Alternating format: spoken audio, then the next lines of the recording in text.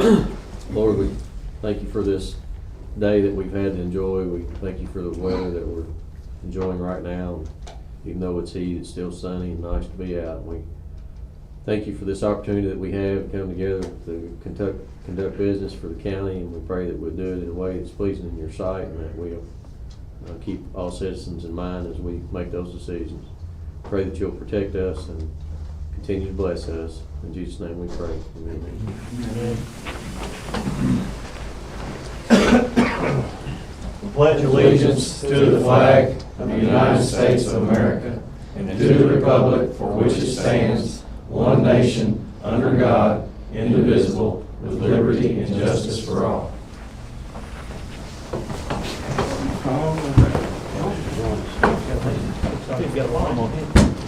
We'll go ahead and call the meeting to order, and Brad, Mark wanted me to wait until we went through this. I mean, we've got about 30 items on the agenda. He wanted me to have you all wait until the very end. Okay. So, but I said no. I appreciate that. So if y'all could, go ahead and go Mark's not in first. a hurry at all. He's not trying to get back home. No, he ain't got hay down or Around all nothing, night, so he's fine. Yeah, if y'all wanna go ahead and go, I need, rural and secondary road program, if y'all wanna go ahead and present that. Judge Henderson and members of the fiscal court, my name's Bo Warren.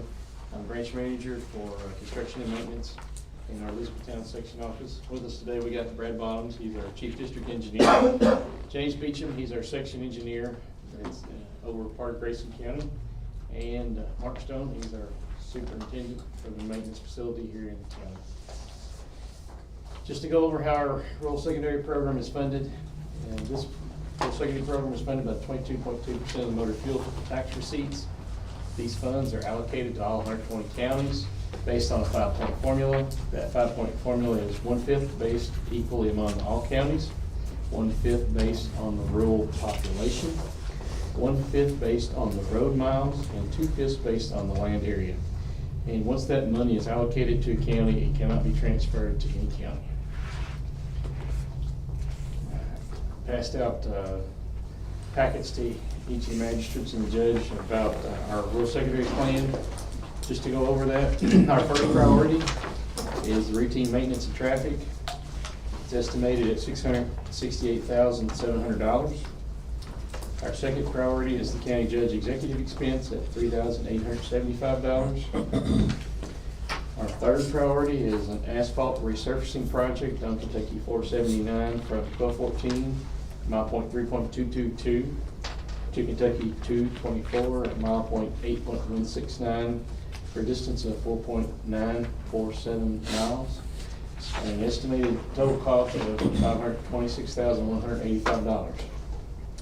Our fourth priority is a reversing project on Kentucky 631 from 110 feet east of Duff Road at mile point 5.190 to Kentucky 54 at mile point 7.758 at a total distance of 2.568 miles and an estimated total cost of $271,019.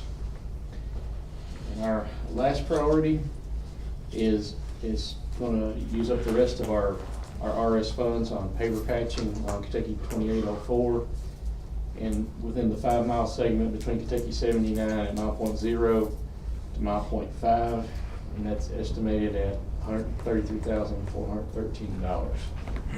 The total program for the year is estimated at $1,603,192. Okay.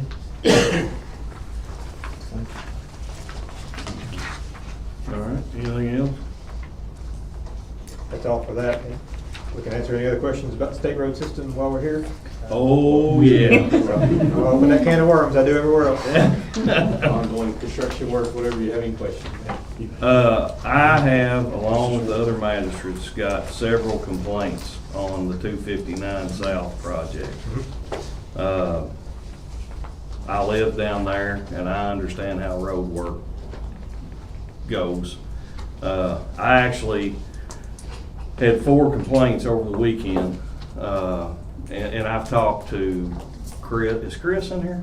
Yeah, Chris, I've talked to Chris and talked to Philip with Scotty's, and, I got 4 complaints over the weekend that 2 people was pulling campers down the Moody Deer campground. And there is base failures down there. And I sent Mark down there today. And I said, if you're not driving those roads, you don't know how bad they are. And and Norman, have you been down through there in any calls? We're at 259 South? Yeah. Oh, yeah.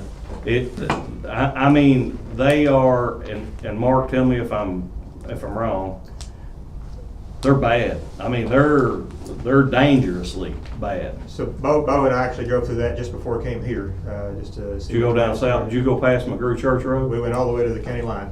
Yeah. How'd you so like they- that one at the top of the hill? Well, so they were working on base failures today, it looked like, and they had patched a couple of them. There are still a couple left, it looks like they need to do.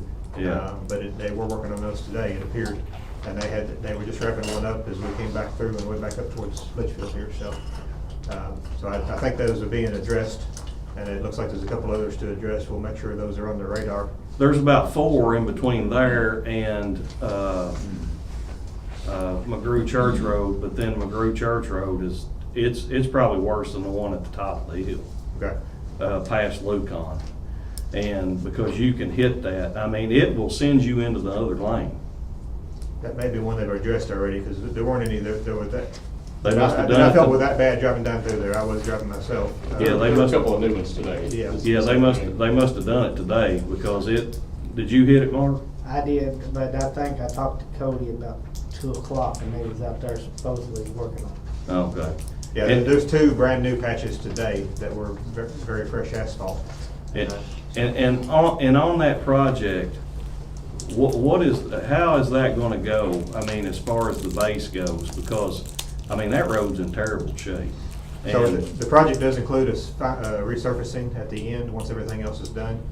Bo and I were talking about that today, and just to be upfront with you, we may hold the final resurfacing off for a couple more months, instead of by the end of July as originally scheduled, just to let those widening areas settle out as much as possible, and so that the final surface, once the resurfacing is done, is as smooth as possible. But I mean, if that happens, are they going to, I mean, is the base failures gonna be fixed? Yes, any existing base failures, I mean, we should address with the project. If they're not included, I think we can definitely include those, and that will help anything else that may pop up in the next couple of months with the work we've done. Yeah, and you all, Cover it up the surface. So. and you all understand how it goes. I mean, they call us, I mean, people can't, determine which state, if they should call the state and if they should call the county but we get a lot of the calls. Right. And I mean, I just have to agree. I mean, it ain't good. Yeah. Well, again, I do think some of the more serious base failures you're talking about, I believe those were addressed today or will be very shortly here if they weren't today. They were moving down that way. I did see a couple other base failures that certainly needed to be addressed before we top it all. Is it common practice to do the way that's being done? There's no good way to do the way that project was set up, to be honest. I mean, to widen the road like that, it's already narrow with under traffic. There's just no good way to do that, but it was that or nothing with the budget we had for the project. I know it's been Was the budget limited on the project? It's a HSIP project, a Federal safety safety project. funds. What's that? Federal safety Yeah, funds. federal safety funds, and we actually went over the initial dollars that they allocated for the project, but we all agreed it was really the only way to do anything. To go any further would have been a complete reconstruction, or all to one side would have had an extensive amount of right-of-way, much more utilities than we already had. So the dollars available for that corridor were limited based on the program it was set up in. Now, with that said, we have done some of those similar widenings in a few of the places in the district. One's in most recent in LaRue County, between Hodgensville and Sonora. And it's Kentucky 84. Kentucky 84. Mm. And now that it is done, I believe it'll be a substantially better road once we're complete with it. I do know it's been a pain to deal with for local traffic and Is it gonna have quite a bit of a surface on top of what we've got now? I mean, is it like a 2-inch resurface, or what is it? It'll be a standard inch, inch and a half resurface, but there'll be. We'll have a leveling course. Yeah, there'll be a leveling course in there to take care of a lot of the uneven places. Yeah, cause it was bad anyway before, you know what I'm saying, so. And we held off, there was a surfacing project for that road that we held off for a couple of years while we developed and got the other one ready to get out the door. We didn't want to surface it and then come in and immediately tear it all up. Right. So that's, it was a few years behind schedule anyway, but that is all part of this contract. And right now, the completion date of the contract is July 31st, plus or minus a few days with some change orders we've had. But Bo and I were just discussing that. Anytime you widen like that, the first few months with traffic on it, those widened places, especially with trucks, are going to settle in a few places. And if we go pave it right now, next year you'll have some variation in that driving lane on that outside wheel path, and that's not ideal. So Is the fog line gonna go 2 feet right to the edge of, or is it gonna go just a foot? the shoulder stripe, the white edge stripe. Yeah, I mean, I know it's just temporary now, but I mean, you've added 2 foot onto both sides of the road, right? We'll have roughly, there's some places wider, some places a little bit narrower, but I believe it's 11-foot lanes is what the ultimate condition will be. 11-foot lanes, I think 2-foot shoulders is what we're looking to. Yeah, so you should have fairly consistent 11-foot lanes, 2-foot shoulders, some places. What was slightly the lane width before? Probably 9.5, 10 feet, depending on where you were at Yeah, before you got to the it was pavement tough wedge. with a truck. Yeah, so it'll make a substantial difference. The one we did in LaRue County recently was done almost identical to this. And it's on the back end now that it's done, and it was the same during construction. It's had a lot of compliments on it from the traveling public, and there's a lot of folks, a lot of out-of-towners that visit Hodgensville too, from I-65 to Lincoln's birthplace and all that, so somewhat similar condition. to I'd here. even called Philip Kemp last weekend because it's a different world down here on the weekends. Yes. Right. I mean, completely different. We had traffic backed up from Annetta Church 3.5 miles to Smitty City. I mean, backed up because they was still working. And I even called and said, is there any way that we can do that at night? Can that be done? That's a project could be done at night? And he said, no, because of the flaggers, and I understand. Because it's a dangerous road anyway, especially, you got somebody standing out there trying to flag at night while that's going on, but the traffic is minimal out there at night.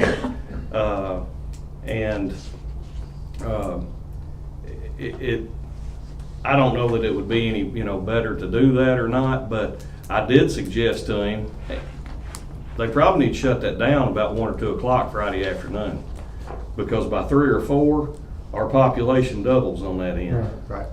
And in retrospect, we probably should have limited weekend work, that kind of stuff, especially in the busy season. Yeah. We set that contract up on the front end without those limitations, and that's how Scotty's bid it. And I'm not saying it's impossible to add that, but it would have cost a whole lot of money in the change order with Scotty's to make that restriction on the back end of after everything was let. To have them not work on like in the Fridays afternoon. We didn't put any restrictions on the job at all as far as when they could work when we put it out the door. So to change that on the back end, whether it really makes a difference on Scotty's end or not, they're gonna charge us an arm and a leg for that. So we didn't set that up on the front end, and in retrospect, we probably should have. Well, I've got a question then, Chris. Is there any way Scotty's would just do that out of their goodness of their heart since they're community oriented? Maybe they give us an extension on contract days. Yeah. Maybe knock off Fridays. Well, I think we've got that worked out. They're gonna wait. Hey, Joe. So, We're getting very close to the end of the project. Yeah. There's not a lot of work left to do there compared to what's been done already, so. Shoulder work. I think most of the Band-Aids are ripped off at this point. yeah. Mark has called me a couple of times, and I've been out there. The problem is, as far as doing any enforcement out there, because we can't sit somebody out there the whole time during the project. That's just, unless they pay overtime, which is, I can have, people that aren't working the regular day go out there and do it. But what I'm trying to make is, I called Mark and I said, look, the problem is if I go out there, I get stuck in traffic too, so I can't. There's nowhere to park my cruiser. There's nowhere to really stay out there and do any enforcement. And if you did enforcement, you'd almost have to have at least 2 deputies out there because you'd have to call, because the problem is like traffic is stopped and you got traffic going one way, and then you may have a car dart out there, but there's no real way to turn around. And if we go after somebody in the construction zone where the workers are, that's gonna be even bigger problem. So, you know, then you run the risk of hurting somebody or somebody getting hit by the car anyway. But as far as, you know, the speeders that I saw out there, I mean, I didn't see any because everybody was stuck in traffic. But I know they're out there, I know that they're there. But, you know, I mean, I guess the solution to that, it might slow people down if we had a cruiser with lights on out there, with blue lights, but. I don't think, well, I mean, I don't mean to sound bad, I mean, but Brian knows, you ain't gonna be speeding on that road. That's what I said. Yeah, know, I that's what I'm mean, you ain't saying. gonna be, speed ain't the problem. But I do know this, that I don't think speed is the problem, but I think impatience is the problem. Yes, Yes. yes. And yes. what is happening is people are getting frustrated and they're going around things that they shouldn't be going around and putting the workers at risk. That's the point I'm trying to make, and it's hard to police that with one cruiser out there when we're stuck in traffic too. We can't. Has there's nowhere to patrol. Has Cody said he had a lot of issues out there, Mark? Kevin Pierce mainly. I got a call yesterday from somebody that was a witness that literally a car was from a citizen, and dispatch didn't get any calls on it, but he called me and said he was going through there at a high rate of speed. I think he was going around cars is what he was doing, but we didn't get any calls on it. I just got a call from him and he was headed into Litchfield. Well, just so you all know, and of course Chris is here with Scotty, so I mean, he can relay the message too. What we're getting relayed, I mean, we can only pass along what we receive. Right. So there's so many points of stopping instead of doing a project and stopping and going, you'll go, and I mean, and I can tell you that is for sure a fact because I live there, I travel it every day. Right, and it's a very long project, and Yeah. that type of road, there's not a good way to do any kind of work on it. Oh, no, but That I doesn't think have a what. big impact to traffic, so. The question, just like the other day when I called you, I said, look, I'm just I'm just telling you what I've heard. That way you can give me an answer. Is you'll go a mile and you'll sit there, you know, for 7-8 minutes. Some people say it's 30. I've timed it every single time. 7-8 minutes, I think the longest I've ever sat there is probably 12. At the longest, probably. And then you go another 1.5 miles and you gotta stop again. Right. Then you turn and then you got to stop again. So And it's possible in the contracts that we can set up limitations on how long of a work area they can work on at any given time. but unfortunately, there's nothing in the contract that states a limitation. Not on this one, and if I remember right, this one's been a couple of years since we put it out for bid, but I think we had to bid it, 3 or 4 times to get reasonable bids that we could award and move forward. Gotcha. And that all plays into that, is the more restrictions you put on it, Scotty, is there any other contractor bidding on it, they have to bid that risk and bid that extra work in there accordingly. Yeah. I say there's always things we could have done, but I mean, looking back, I don't know that it would have presented an awardable project that would have stayed in our budget. It may have just scrapped the project and not done anything at all, which I don't think anybody wanted either. Again, there's not a great solution for these type of roads. The recreational aspect here and the busy on weekends and larger vehicles and boats and RVs certainly doesn't help by any means out here. Yeah, it's not very popular right now. Hopefully it will be. in the I next really few do. months. I really do think so. I think So- later this year and next year, once it's all done, that it'll be a world of difference on how safe traffic feels traveling through that section of roadway. Yeah. There's also another section of 259 from the end of it up to the parkway that's in the highway plan. We haven't started any development on it yet, but it is identified. It's a highway plan project because that section, as you all are aware, is much You're more talking challenged. about from the Parkway to the Bear Creek Bridge. That's correct. Yeah. So it is in the highway plan as a project, but it's in the highway plan and not done through safety funds because it's gonna be a much more extensive project. There's houses and things closer up to the road. You've got creek on one side and bank on the other. And I know the engineers have looked at it. What are they proposing? They're gonna try to straighten it out? We have not looked at it very much yet. It's, hasn't had any funding authorized. It's just been, we've thrown an estimate at it, but we haven't actually put any plans on paper or any kind of survey or anything yet, so. Because I know the creek keeps eroding into you know, that, so I mean, over time, 50 years down the road, I know it's probably gonna be an issue. It's in the highway plan with state funding, which, as you're aware, means it may or may not be able to move forward just 2 years, but it is identified in there, which is always the first step. Mhm. And we'll have to do some surveys, start laying some things out and see, but all these lessons learned on this section, we'll certainly keep in mind as far as that next section on how we maintain traffic, how long of a section can be under at any given time, what kind of restrictions we put on it, time of day, weekends, those sort of things. So now realistically, that one's gonna have right-of-way utilities, your 4 or 5 years, at best case, from starting any kind of construction on that next section, so we're That'd be a ways out, so, that'd be a major job, yeah. for sure. Any of you magistrates, state issues, state road issues, wanna ask? Clarkson? Anything about Clarkson from? Clarkson is. Y'all doing down- Yeah, that, well, the one now's done, what, where's So that? the next section into downtown, it is also in the highway plan. Again, it's state funded, so no guarantee it's gonna move forward, but we're gonna continue to work with utility companies, try to get utilities out of the way. Right-of-way has been bought and cleared for a long time. The next step is utilities, and that's largely controlled by KU and their power lines down through there. So the first step is getting them out of the way, and then most everybody else overhead rides on KU poles down through there, so. When do you think it'll happen? We've already bought all the right of way. There's very few projects in the state that we buy right of way and we don't eventually build the rest of the project. In your mind, how long do you think it would probably be? 2 to 3 years? It's gonna take us a year or two to clear utilities, and without guaranteed construction funding, that's federal dollars, it's hard to say for sure. We may get the green light this 2-year cycle, and beyond that, it's dependent on the budget and the legislature and what type of dollars they throw at the project. Litchfield bypass, I think, has taken a little bit more precedence as far as the funding that's been allocated to it. That was my next question. When's that supposed to let? We're working with the railroad, trying to get them to green light everything, since we're gonna rebuild part of their track and go under the railroad. So we're otherwise ready to go, other than getting the railroad agreement in place and getting them to sign off. Utilities has been moved, right? Utilities are moved, right-of-ways bought, outside of the couple condemnations that are still outstanding, but we have what we call right of entry, so we can move forward. It's all down to the railroad.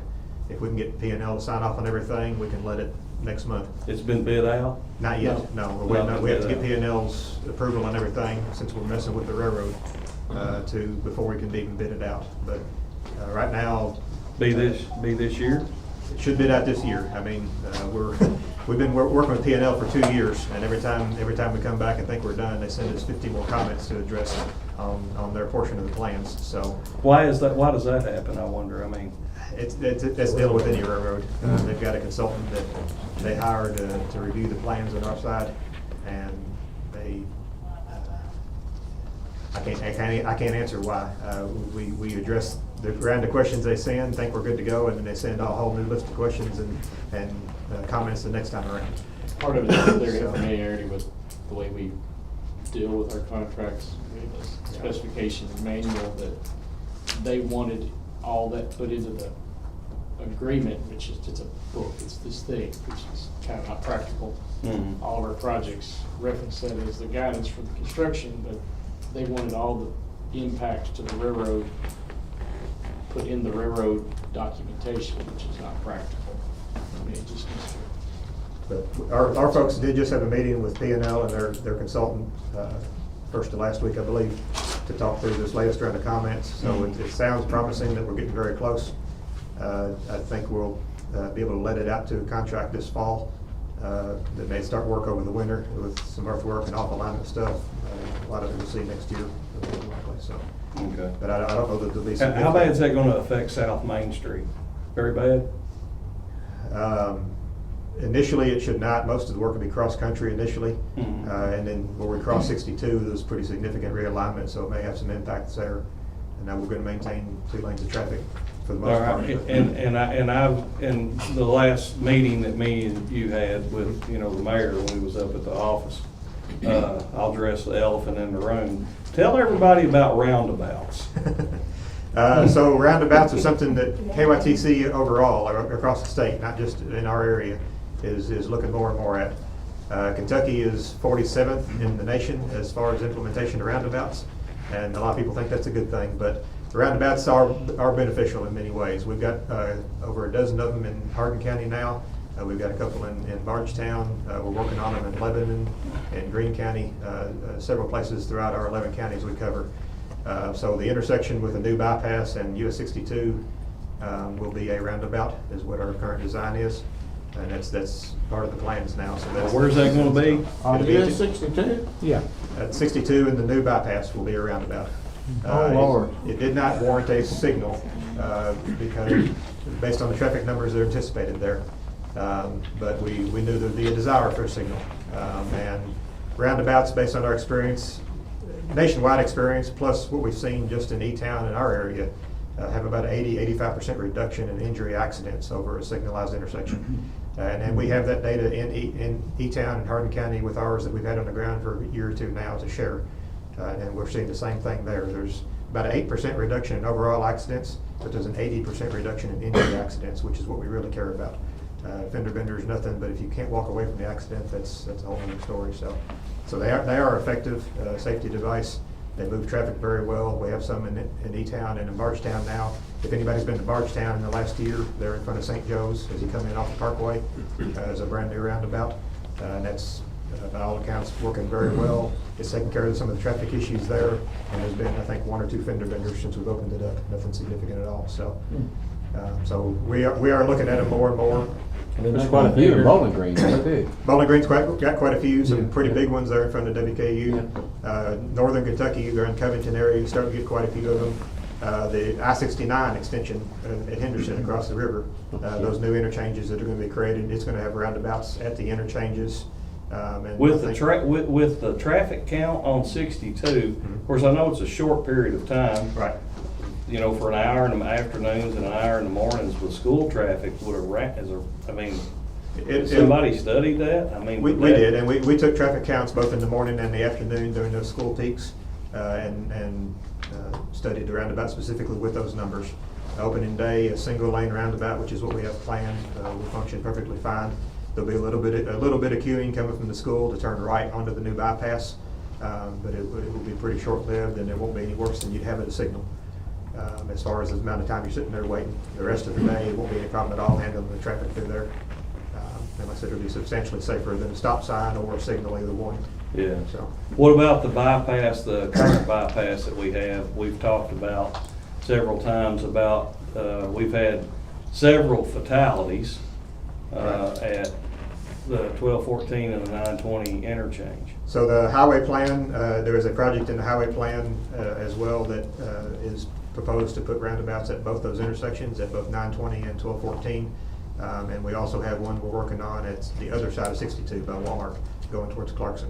So that light would be gone and a roundabout would be on 62 there? That may be done later this year. So we haven't started on that yet, but same thing there. We've studied that, we'll study the traffic. I'm just telling you all what they had told me, so I wanted you all to know. If you got any comment, by all means, let them know. A lot of roundabouts I've seen around Lebanon over there. It's hard with tractor and trailers, some of them. Are these gonna be? So these are all be about 135 foot in diameter, out to out. We have one in E-Town just right down from our office. It's 120 foot, so a little bit smaller than that. We have video, drone video of an interstate size semi doing a complete U-turn in that, and it barely trucks. The center of it will have a mountable median, so large trucks, or even on the Walmart end of the bypass, the towing companies out there, and they bring some big things through there occasionally. They'll be able to off-track onto the part of that center island. It'll be a raised curb, but it'll be mountable for a truck. Like a slanted curve rather than Correct. So something that a truck can easily get up on top of, but it discourages a car from using it and trying to shoot straight through there, which that's pretty common for roundabouts. We have some of those in E-Town. If you're there, you can check those out. Yeah, some of them like it blows a lot of tires out on mobile homes. No, and these are a very gentle slope curb. I think they're only 3 inches tall, over about 6 inches. So the one there in E-Town by the office, there's both a crane company and a John Deere dealer that use it every day to get back and forth to their businesses, get deliveries, everything else. And it hasn't been an issue at all. There's a school right next to that one as well.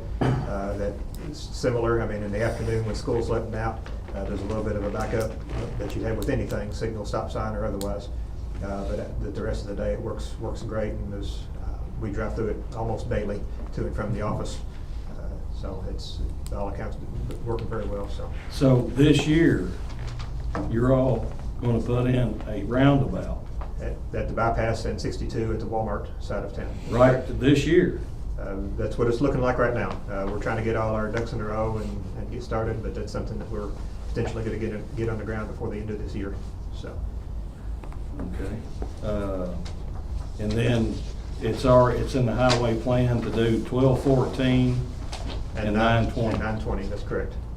Now again, those are state-funded projects, so as always, we're advocating for them since they're safety-driven projects, and I think that helps them.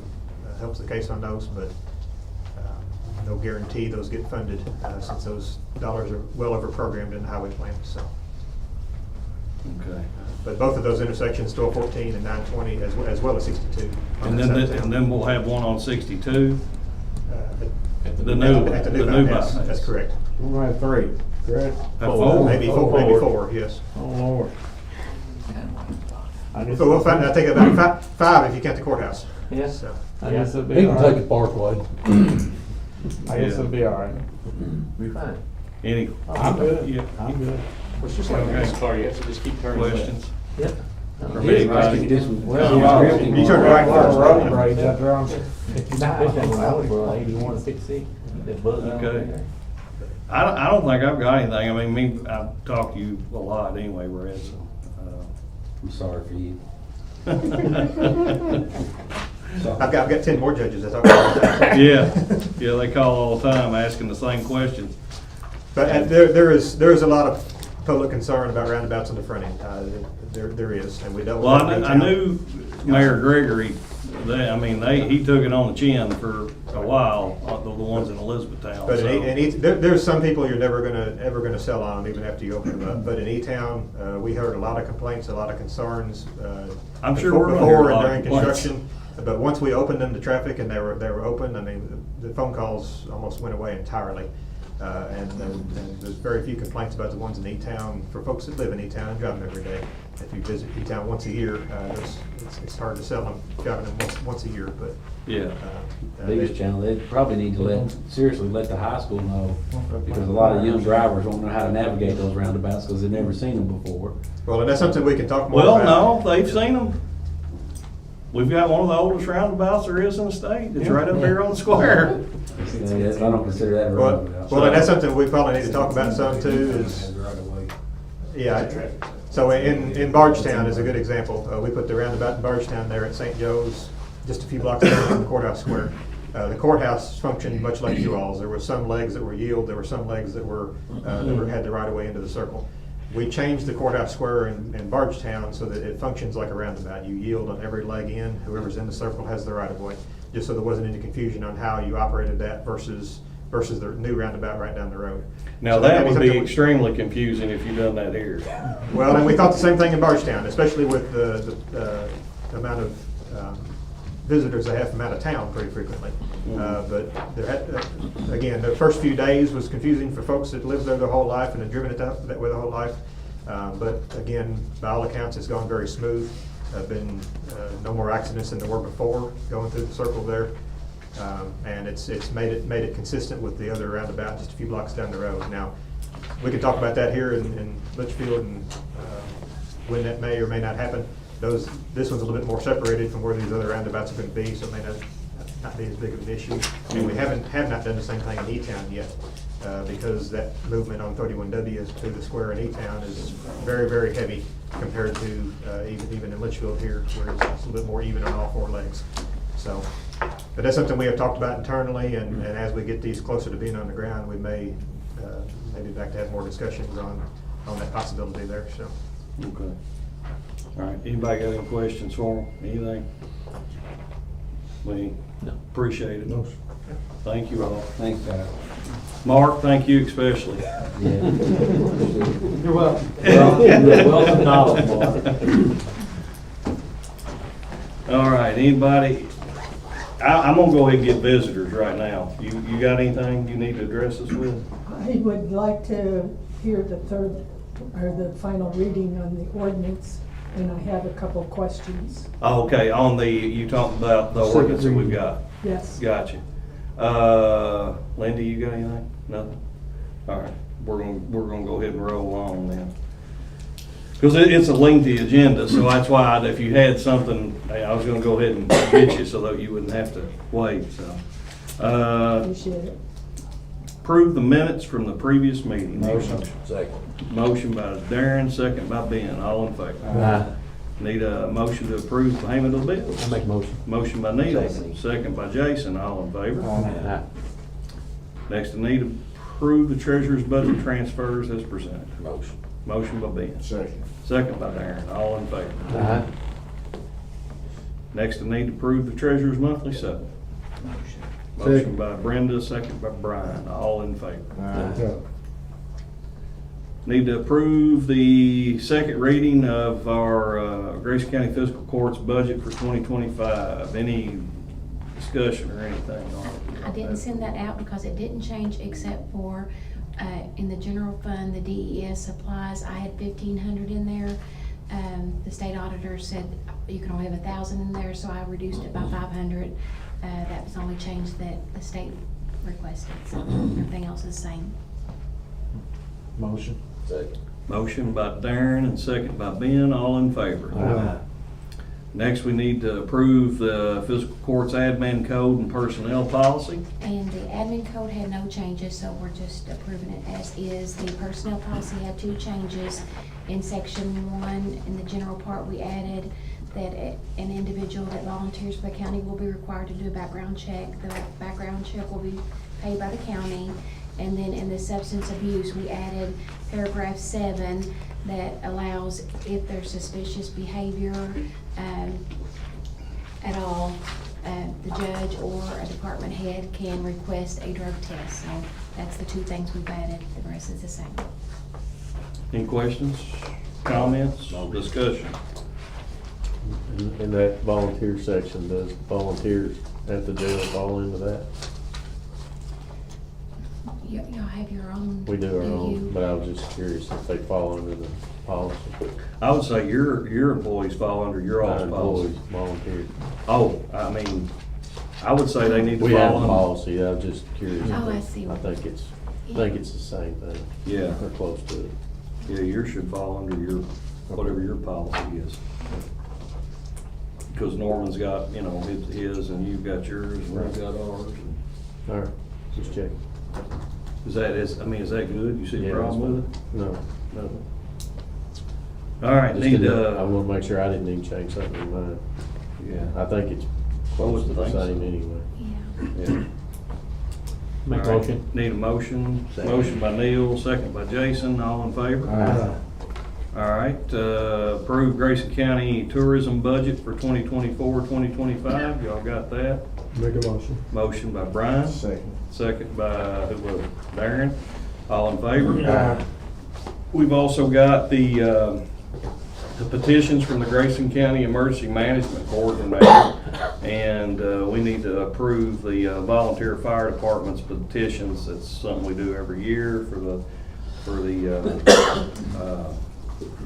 haven't drawn blank, I ain't put them in here. It's so that the fire dues. The fire can be added dues, to yes. tax bills. They have to present their financials each year to be able to do that, to request that, so. And they've given everything. Make a motion. All right, motion by Brian, second by Brenda, all in favor? Next, we need to approve clerk's amended claim for calculation of motor vehicle and boat bills for 2024. Any discussion? Any questions? Charlotte, anything? Nope. Nothing? Why it was amended, they sent out the wrong Make a motion. fees at first. Second. Motion by Darren, second by Ben, all in favor? We've got 10. Next, I got approved jailer's payment of bills. Make a motion.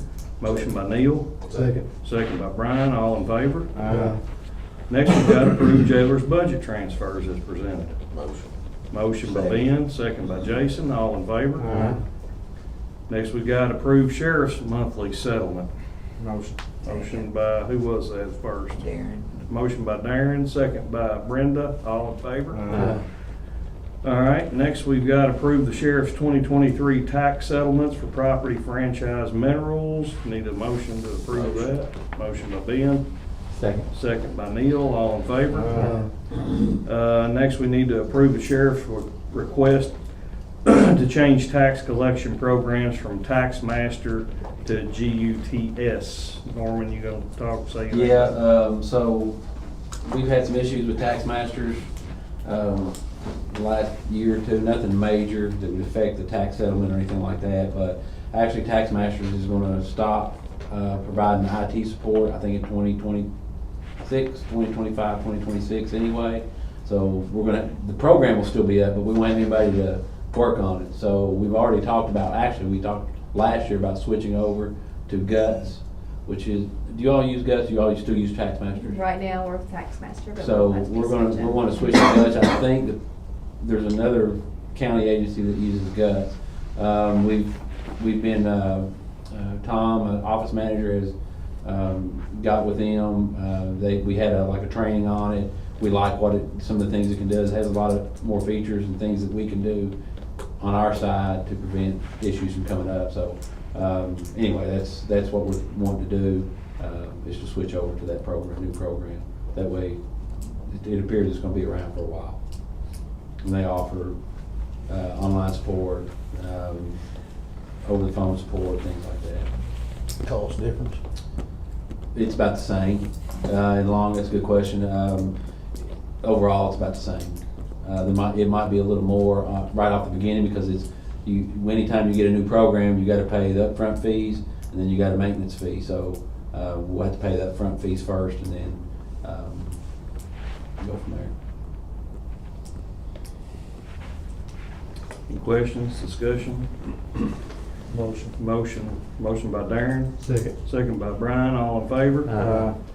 All right, next we need to accept the sheriff's 2023 excess fees. Need a motion. Motion. Who was that? Deal. Motion by Second. Neil, second by Jason, all in favor? And then we've got to approve a request from the sheriff to use his 2023 excess fees for 2024 expenses. Norman? Yes, so the GUTS program, it does cost, I think it's around 14,000. I don't know exactly, I don't have the exact figures in front of me right now, it was an estimate anyway. And our excess fees is around that. Just to make sure everybody understands, the excess fees, we're still under our 2023 budget, what our initial budget was. So we're wanting to use the excess fees from 2023 to pay for the new GUTS program. Any questions or discussion? Nothing? Entertain a motion. I'll make a motion. Motion by Brian. Second by Brenda, all in favor? All right, and also need approval for a resolution for the sheriff to apply for EPP grant funds to purchase bulletproof vests. That's a requirement that they have to have a resolution. Motion by Ben, second by Brenda, all in favor? And next, we come up on the second reading of an ordinance requiring certification of compliance of recovery residents of Grayson County. Jeremy? Yes. So we've been here before on the first reading, back in May, the second reading. Just to summarize, this is to require the certification. The state also requires already for these recovery residents to operate in the county. It also allows us to have our officer or employee inspect these residents once they're established, and also to make sure that we don't have any uncertified operations working in the county, and the ones are certified are in compliance with what the law requires. So. Any questions from anybody? Any comment from anybody? Yes, ma'am. My question is, they've taken the sign away. As far as I know, they're not operating as a recovery center right now. So then are they considered under this uncertified status and will be continued to be monitored to make sure that they're not running underneath the, Yes, Radar. yeah, absolutely, because even if, because we've heard some different things, and I spoke to Hart County, and we've talked to some other people down there, and it looks like they are basically closing up shop, but if they continue to linger on and still provide some services like that, then there'll be a violation of this if it's passed, and then we can enforce that, so. okay. It's basically, we don't go into effect statewide until July 1 anyway, right, for the state. So we're going ahead and passing our own. This is the same ordinance, basically. E-Town sort of went before the state went into effect, basically. And so we're basically going into effect about the same time the state is. But the state has not really, I don't know that they're gonna have enough people to actually check on these facilities. So that's why we're going ahead and we'll be doing it ourselves. You're still going to have that part-time position? Yes. Did you- We're gonna have to, because this is not gonna be the first and the last one of these. This is, I mean, there's gonna be other ones come. And there'll be other ones that actually are in compliance. And unfortunately, I mean, they're gonna be in places that, you know, we might not like it, but I don't know that there's any way that we can regulate that, because we've already been, who was it called us, Jeremy? Sent us a letter?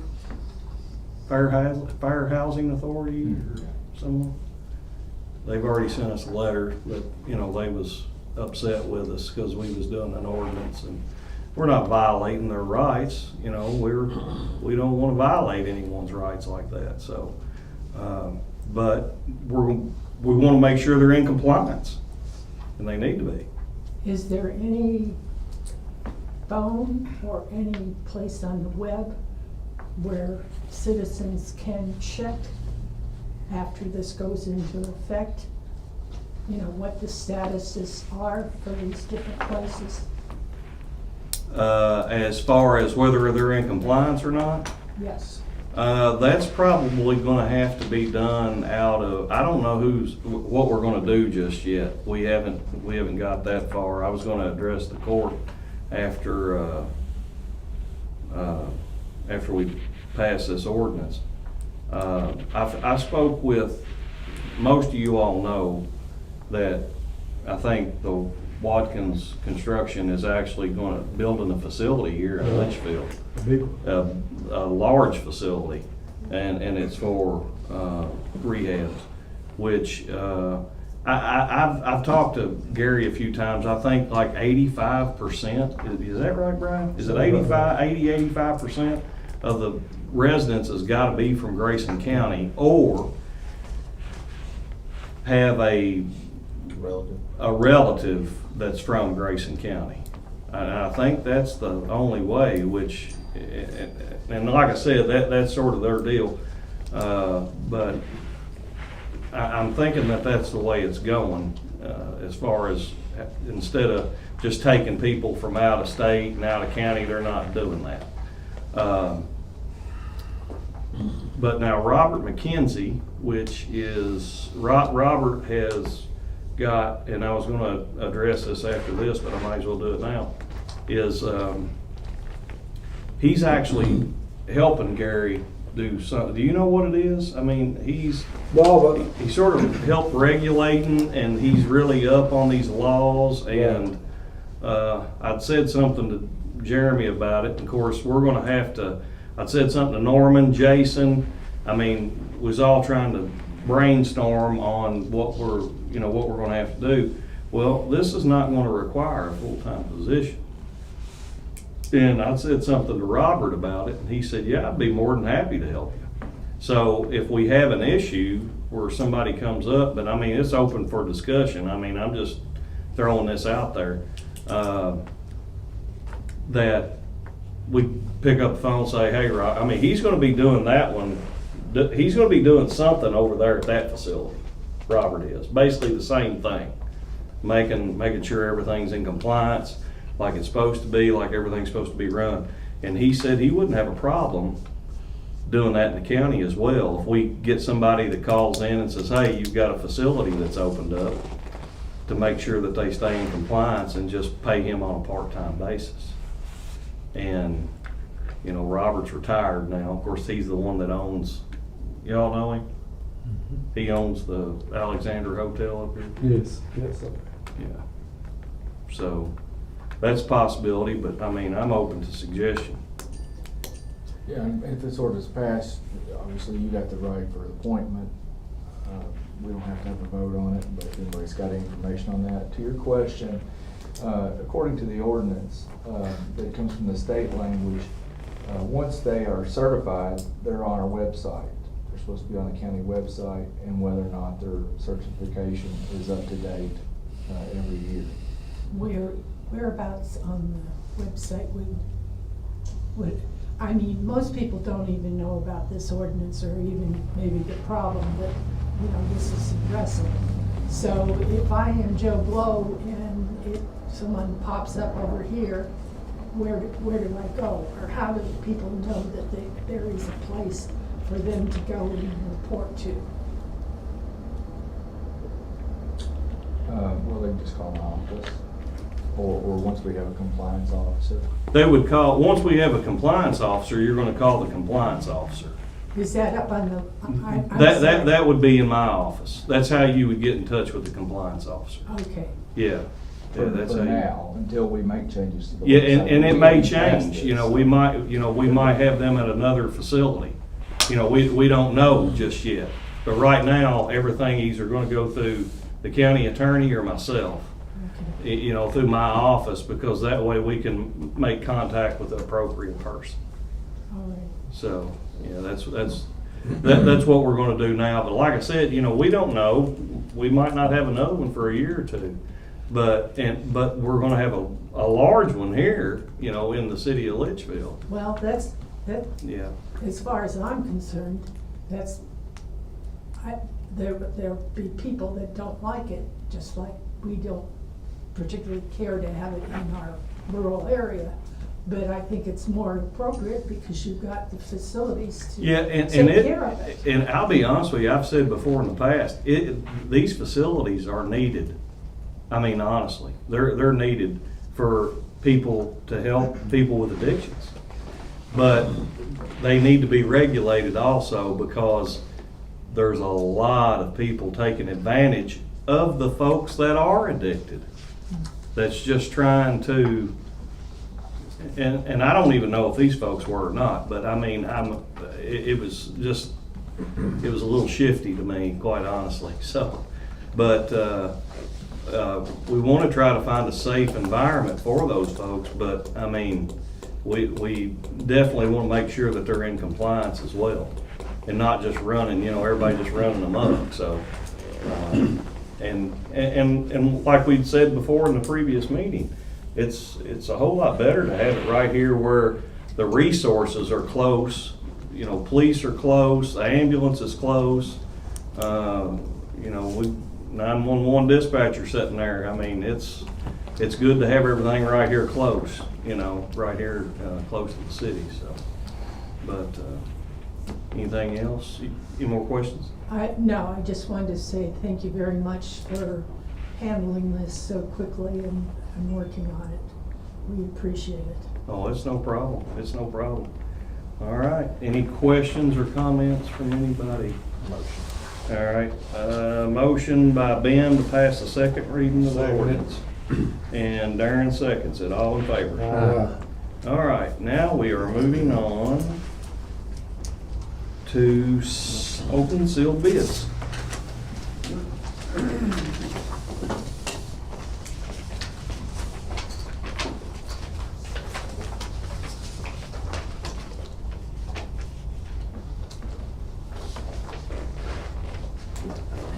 Crushed limestone. What is this? Crushed limestone first bid. Okay, crushed limestone, first bid is from Caneyville Crushed Stone. Sure, assuming that's 610, 601. It's 15 a ton. Number 5's 15 a ton. Number 8's 20 a ton. Number 9's 20 a ton. Number 11's 20 a ton. 57s are 15 a ton, riprap is 15 a ton, and DGA is 13 a ton. That's Caneyville crushed stone. Scotty's crushed stone. Scotty's crushed stone. All right. 601s, NA. Number 5s is 16 a ton. 8s, they do not have. It's NA. Number 9s are 2065 a ton. Number 11s, 2065 a ton. And number 57s, 1750 a ton, riprap, 1825 a ton, and DGA is 1425 a ton. And we got any more? That's only two. That's two. Is Caneyville going? You know, I don't know, Darren, you know? What's that? Caneyville, or Yes. did Randy open that back? Yes, it's in operation. So it shut down for a while, right? Yeah, it shut down for a while. They started back up. It might be selling to a new owner before long, but they're planning on keeping it. Well, I knew, he's talking about it. I always open up for a little bit. Yeah, we've been picking some stuff up recently. Well, normally what we do on them is, I mean, we accept Right, both both bids, of them. because, I mean, if they're down in the Caneyville area instead of coming back, and Yeah, that's happened there yeah. several times in the past, it's just makes more sense financially to go ahead and accept both bids, and if they're close down there, to go ahead and get them, so. I'll make a motion to accept both bids. All right, motion by Brian, accept both bids. Second by Jason, all in favor? That one. Emulsified asphalts, there's only one. Okay, this is our emulsified asphalts, which is RS2. There's only one bid, so it's $2.65. EA 200, $2.90. AE 300, $3.05. HR check. HFRS-2 is $2.70, and Primer L, no bid. There's no bid on that, so, I mean, entertain a motion to accept. Make a motion. Motion by Brian, second by Brenda. Huh? Who, did you second? Yeah, okay. Did you get it? Yeah. All in favor? Aye. Sorry about that, guy. Got confused there. Plant hot mix, one. Scotty's. Just one bid? Yes. This is for plant hot mix. We got one bid, and it's from Scotty's. And Scotty's Contracting Stone. FOB base is 8307. FOB surface is 8607. Laid in place base is 9050. And laid in place surface $100.50. And so, Chris, you got anything? What? That's a lot higher than last year, Bob. No. No, I think it's. Have y'all foresee it going up any? Right now, the oil index is kind of flattened out for the last. I don't know. Did you watch so. the ticker today? Oil went up. Went up a little bit. The oil index is a little bit different. You know, we buy the, it's basically the liquid asphalt, and then we have to take that to a terminal and actually produce the materials we want, binder content, if you want all of that. So it's not just like your random crude oil that you're buying, that you see a per barrel price. So the best place to get the liquid asphalt price is on the KYTC's website. They actually post that. It's updated monthly. It's Kentucky Average Price Index. And that's what we reference. All our KYTC jobs are referenced like that. And there's additions and deductions based off that oil fluctuation. And that's the same thing we do for y'all's county bids, city streets, stuff like that. If the oil goes up, then there's a formula that's calculated based off the percentage of that liquid AC in the asphalt. So you'll get an asphalt adjustment up, and then if the oil goes down, savings passes through, you'll get a deduct on your asphalt based off of that adjustment monthly. $7 in difference of us picking up and laid in place. told you, I was whittling the pencil down, so. That's good. Appreciate that. Yeah, that's good. All Just when right. they're gonna lay. Huh? Yeah, just when we want to get Just it. lay it in my district, lay all you want to. Yeah, Seems gonna start with first, I think. yeah. Before we start across the road.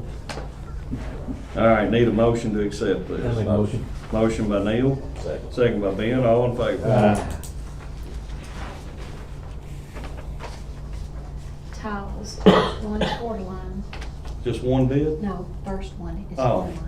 You have, I Got can't, 3 total. I'm having hard hearing tonight for some reason. What's the name? Forta line, Fortline, Forta line. 12-inch plastic, 6.676 per foot. Number 15, $8.98 per foot. Number 18, $12.60 per foot. Number 24, $12.76 per foot. Galvanized, no bid on any of the tiles from Fortiline. Futures? Future Designs, Building Materials Incorporated. Number 12, this is lined plastic, $7.40 a foot, $9.95 a foot for number 15. Number 18 is $13.95 a foot, and number 24 is $22.50 a foot. And galvanized is $16.40 a foot, number 12. Number 15 is $20.50 a foot. Number 18 is $25.80 a foot.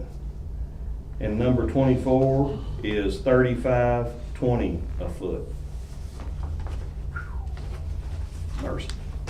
Metal culverts out of Jefferson City, Missouri. Wow. Metal culverts out of Jefferson City, Missouri.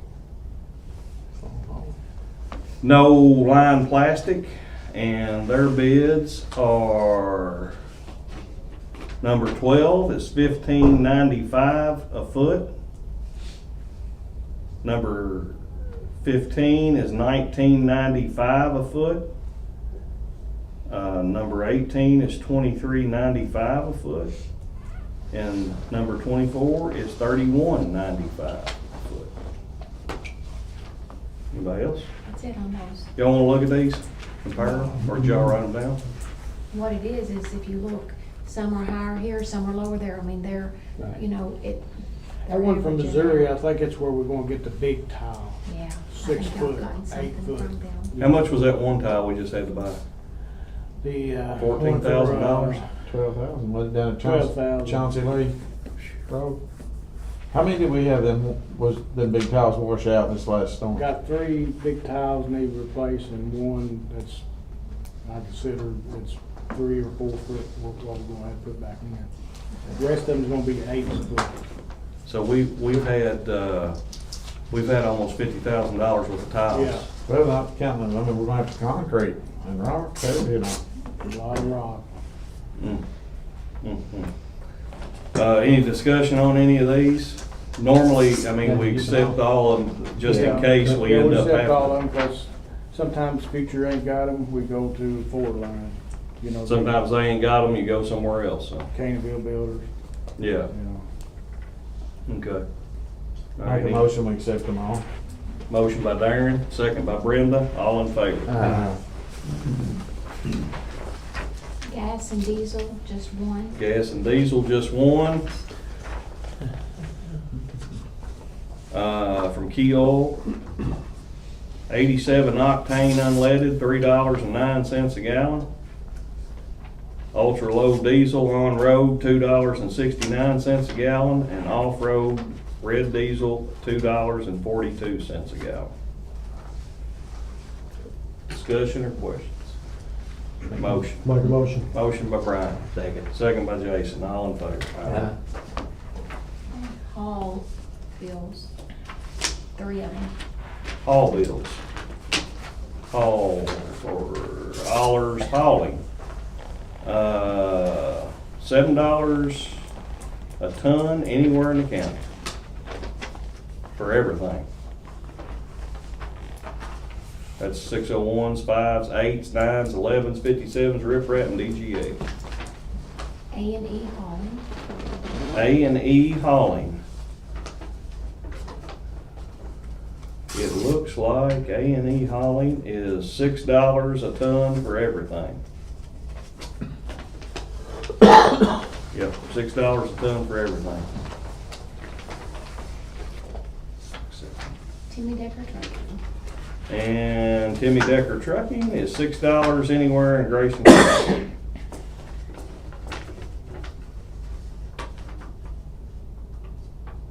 Then $100 per hour outside the county. So, which very seldom happens. But what do you recommend, Steve? Because we've got into shape before with this, when we've had trucks down. Yeah. You think We usually call Timmy first, then if he's busy, we call the other. whoever's the cheapest on the bids, you call first, and then if you get tied up, you call the rest of them. Because was it last year that we got where we had all of our trucks down and we had to? Have all three of them, I believe, do Yeah. Used all three of them. You recommend us just accepting them all then? Make a motion, we accept them all. Motion by Darren, second by Ben, all in favor. That's it. That's it? That's it. Moving on.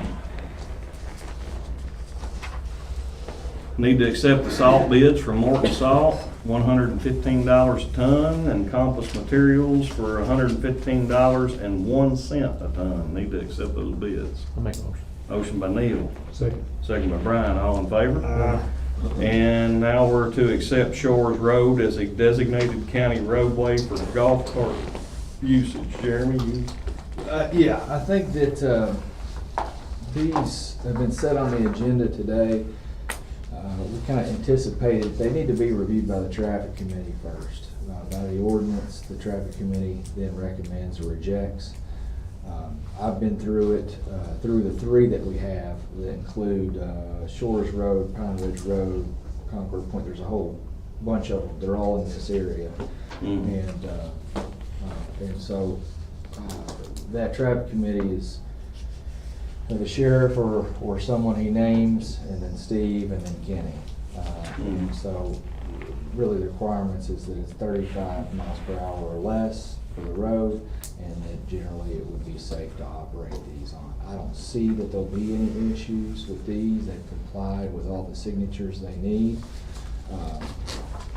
I don't know if we want to, if the court wants to consider to go ahead and make a vote to tentatively approve these.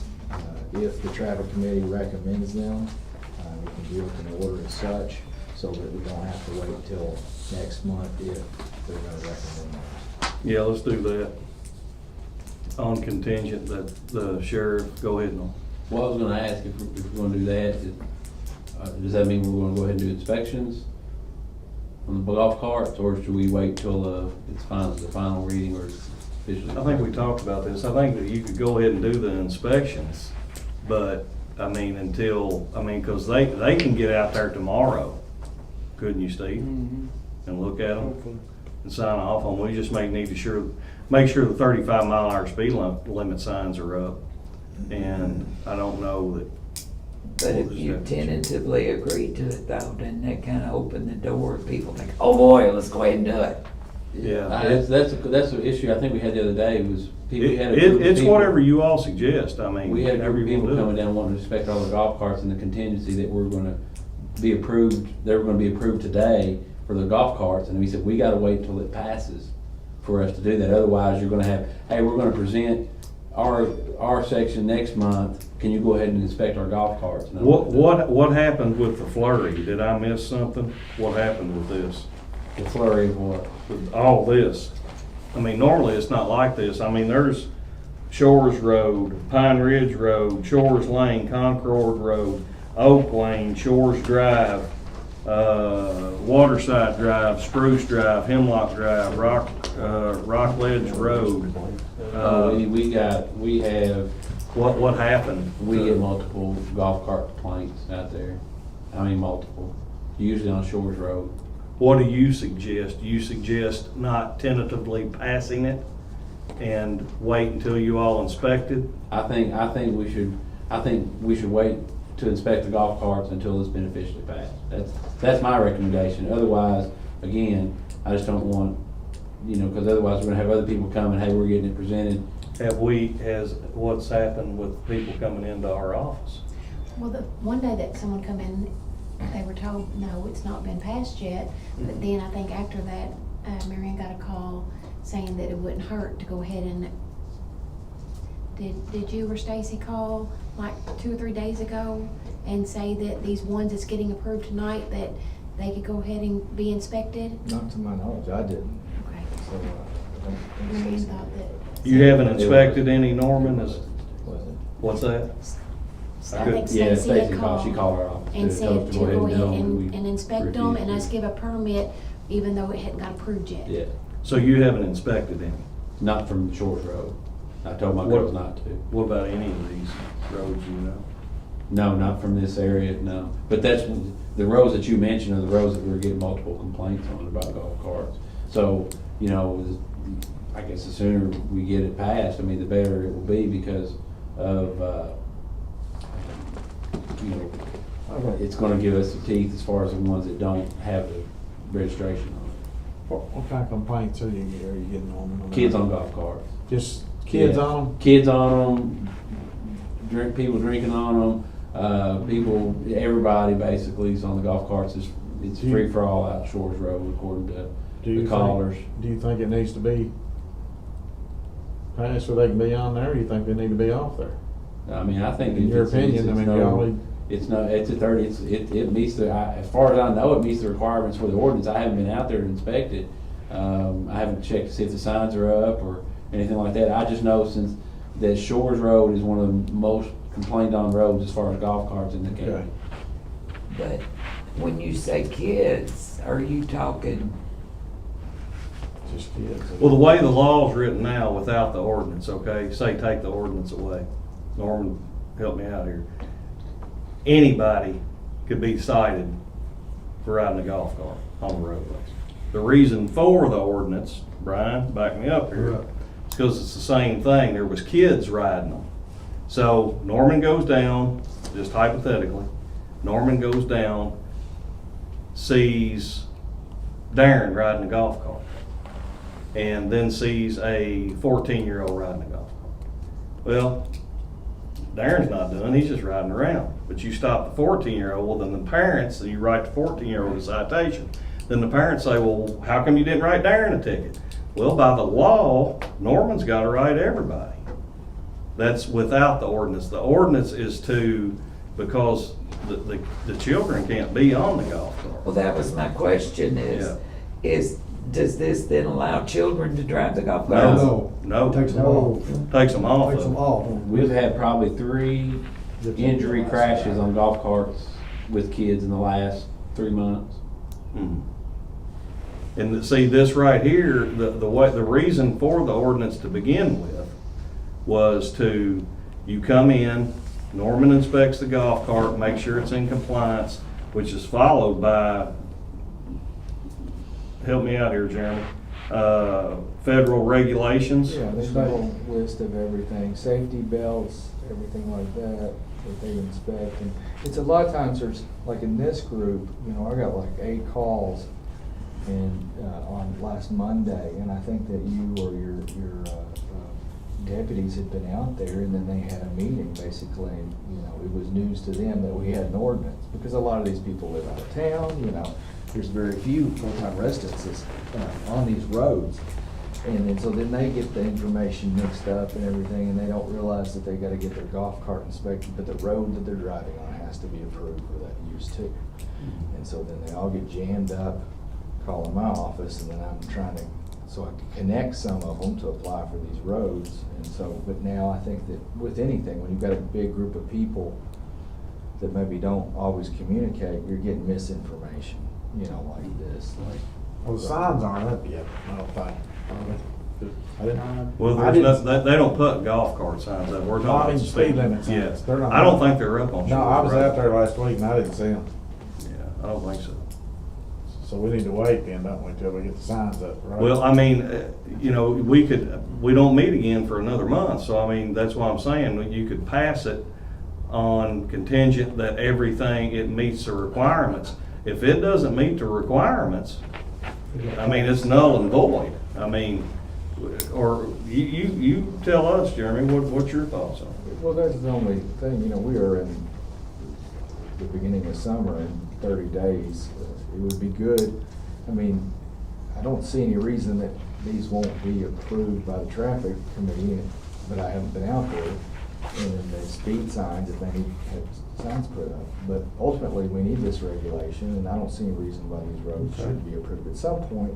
But at this point, if we tentatively approve it upon this action, the action that the traffic committee recommends it, not rejects. So it's not in effect now, but it's in effect when the traffic committee, if they approve it, turns it in to the county. And then you can start inspecting at that point after that happens. So you mean, so you're saying go ahead and pass it tonight on the contingency that it's inspected maybe tomorrow, so, and then, or let's say on Monday, if somebody comes in tomorrow, wants their golf cart inspected, we can't do it until Monday, right? So you got a copy of that? Yeah, okay, yeah, I'm fine with that. Is that okay? Yeah, I'm fine with that. Absolutely. Well, I mean, just in case you have some kind of a flurry over the weekend, you know what I'm saying, so. So I'll make the motion that we pass it on a contingency, it's approved by the road committee, the committee. Yeah. And when does the road committee go, when are we going? I mean, Steve can go down there tomorrow, because Kenny's off, so I mean, Steve and Kenny doesn't have to go. But somebody from your department, you or, you know, whoever you. I choose Jason, I think Jason. Whoever you designate to go down there can go down there and look at these roads and make sure, like, signs are up. I mean, most of these roads are, you're not gonna go very fast on them anyway, other than maybe Shores. Y'all just wanna holler at me tomorrow or something, Steve? Yeah, so you want, make sure it's got speed limit signs up. Yes. Well, they have to, by the And ordinance. if they ain't up, I get with Brooks. Yes. Well, Brooks isn't here, but Craig's here tomorrow. Maybe Yeah, Craig Craig's can do here, that. but, and if he can't get them up tomorrow, Mary Ann, I'm almost certain she put down Shores Road, because they wasn't down, they're not down, are they, Darren? I don't think I don't think it's got a speed limit sign on it. No.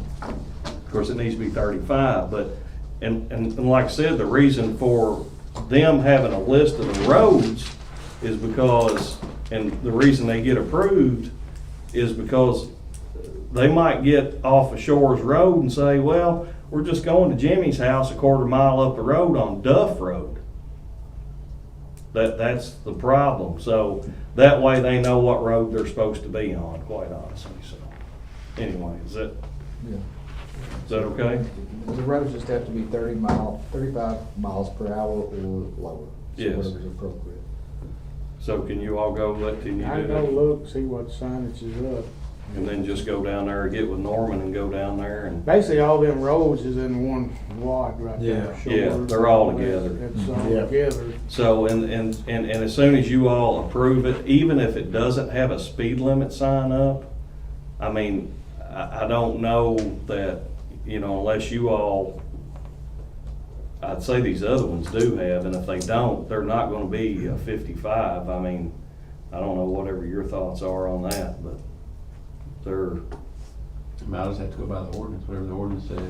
If you sway from the ordinance, then you're gonna get a lot more complaints. So. yeah, well, that's what I mean. We'll make sure that the signage is up, but, and just pass it on contingent until all the, everything's, Done. basically it's inspected, the signs are up, that, you know, then we'll go from there. All right. So, Make a motion. on Continue. that all the signs are up and that everybody's in Already did. compliance. I already So- made a motion, we just need a second. So you made, Darren made the first I'll motion second it. and Neil seconded. And you need a list of these roads. We're gonna do all this. You got it? Okay. Got a second, can you get a vote? Yep. All in favor? Next. The policy says Robert's rules, I just. Yeah. Let's see. He said he came here. Other new business. Anybody? Norman? Jason? Yeah, I need to ask permission to advertise for bid to replace the, not replace, but to fix the leaking roof on the men's jail.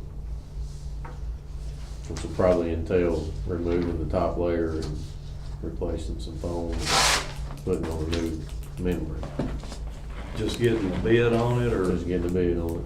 I've already asked a couple of companies just to come look at it, just to give us an idea of what work it's gonna possibly take to do it. And one of them has done that, and the other one hasn't showed up yet. But I'm just asking to be able to advertise for bid. Okay. I'll make a motion. To fix the roof on the men's jail. It's been leaking since we moved in it in 2001. And all the contractors that were involved in the building of that facility are no longer in business, which it's way past the construction guarantee anyway. But it's leaked from the day I started working out there in 2001. Motion by Brian, right? Yep. Second by Ben, all in favor? Aye. All right, Ben? No, sir. All right, I've got a few things here. Hiring at the road department, we're down to 9 employees, right? 9 full-time 9 employees. full-time employees, 3 part-time. All right, that's what we got. We hadn't hired anybody in a while. They interviewed somebody that had turned in an application, and go, Steve. Donnie Lee Willis, you know Connor Willis, who used to be the dozer operator, his boy, in Caneyville. He's Class A CDL driver's license. He worked for Brad Green, Petite Farms, MGD Logistics, or something like that. You know. That's all you got right now? Just He what? That's the one you picked, he'd be all right. Yeah, and he's got, as far as references, he's got Gary McGrew, Terry Hayes, Anthony Decker, you Yeah, know. he can operate some equipment. You know, he ran a bulldozer for a while, and he drove truck quite a bit. He's got quite a bit of trucking experience, so he would be all Truck right. driver's what I need, you know. Well, he'd be all right. The truck driver, right?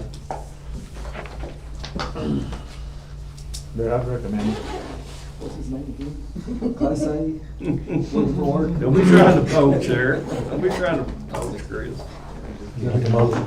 Motion by Ben to go ahead and hire. Second. Second by Brian, all in favor? Aye. All right, next we've got approve treasurer's additional bills for approval. Angel? You got anything Just a on? few late ones come in, just come in today, so just add those on. Discussion, questions, remarks? Need a Make motion. a motion. Motion by Brian. Second. Second by Neil, all in favor? Aye. All right, next, I've talked to you all for several months about this. Just need approval to use the remaining ARPA funds to go ahead and get started on building a new EMS office. And I talked to you all about that. Of course, you all know that we sublet out the ambulance service and that we provide the trucks. And the way we're gonna do this is, the way I've got it figured up is, we will lease out this facility to Kevin Ferris, which he sublets the ambulance service out now from the county. Which most there's sort of 50-50. I mean, most counties do sublet them out. Some of them do AMR, which is American Medical Response, and then some of the counties has got their own ambulance service. And you all have been to several trainings, and what is one thing that counties don't want a part of? Ambulance service. I mean, you all heard it yourself, so that's why most of the counties try to sublet them out. With this actual building, what we would do is we would build it, the county would own it. If something ever ended up happening and we had to take the ambulance service over, we actually have the ambulances and we have a facility at that point. So we're not jumping through hoops to try to do that. We would lease this out to Mr. Ferris for somewhere around $3,500 a month. And it would end up paying itself back in 15 years. So I think it's a great thing and we need to do it. One thing, that they're in an old dilapidated building. And They actually- and by the plans that you all got put up for this, it's great because I think it'll help him hire people easier when they've got just a nicer facility to stay there all night. You know, 'cause they spend a lot of time in there, oh yeah, you know, and I think it's. we need and to it's do it. just like anywhere else. Lindy's here with us. If anybody don't know Lindy, she works over at 911, and Lindy is worked there. How many years you been there? 23. 23 years, 911. And Thank you, Wendy. our ambulance service stays pretty busy. And so, and they had a couple calls last weekend, and they're having just as much trouble as anybody else is retaining employees. You're all having trouble retaining employees too, aren't you? Pretty good right now. Yeah, well, that's good. That's Yes. good. Is that gonna be over here by on the way? We've talked with the Grayson County Water District, and they have accepted, they would give us the property beside of the water district, right there on the bypass. And that way they could go either direction and be anywhere in the county pretty quick. So, and they gave us the property. I mean, they didn't give us the property. They haven't come up with a price yet, but they said it would be the same as what they actually paid for it, according to Jeremy and the board. So, I'll second. I just need a motion to do that, but is there any discussion about it, on how all that stuff works and how we're gonna do it? I mean, eventually, one of these days, the county will end up with an ambulance service. And we just don't need to be trying to figure out where we're gonna be going or what we're gonna be doing and how we're gonna be doing it at that point. Because we wouldn't have anywhere to go, and I think our contract states 30 days written notice that anybody can terminate, right? So, we need to, go ahead and address that, so. Any questions, comments?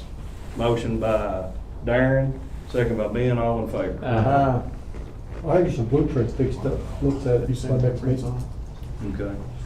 But, if people do ask, be aware, we are gonna get paid rent for that building at the normal square footage price, so. That's COVID money still, ain't it? Yes, yes. That'll be about the last of it, because that's got to be exhausted by December. We need it spent by December. Yeah, You gonna use it on certain things too, right? that is correct. It's a win-win, every way you look at it. Our county is really profit different. Yeah. Yes. All right. Anything else, Angel? It's been a long meeting, guys. I'm sorry, but it's just a lot on the agenda before a new fiscal year, so. Anybody got anything? Old business, new Insurance kick business? in next month or August 1st. August 1st? You wanna tell them about that? Some of them might not know. Yeah, August 1st, I mean, it should be as good, if not better than what we have. We're hoping that's the case. Where's it at? United Healthcare? Yes. No, but she's talking about that. United Healthcare, I can say Yeah, I where don't their know office at? where their office is, but deductibles will be applied, so whatever you've paid so far up to this point and up to 7/31 will get applied to your new, so you don't have to meet two deductibles. And out-of-pocket expenses will still be applied. So that's August 1st. And y'all should be getting your cards sometime middle to the end of July. We had a lot of meetings with insurance companies, and I'm telling you, it's getting You got enough to choose from. That much, no. getting difficult, guys. I don't care to tell you. Getting difficult, so. Anything, any questions, anything? Sam, y'all got anything? Matt, any questions? Got anything for me? Lindy, you got anything? All right, motion to adjourn.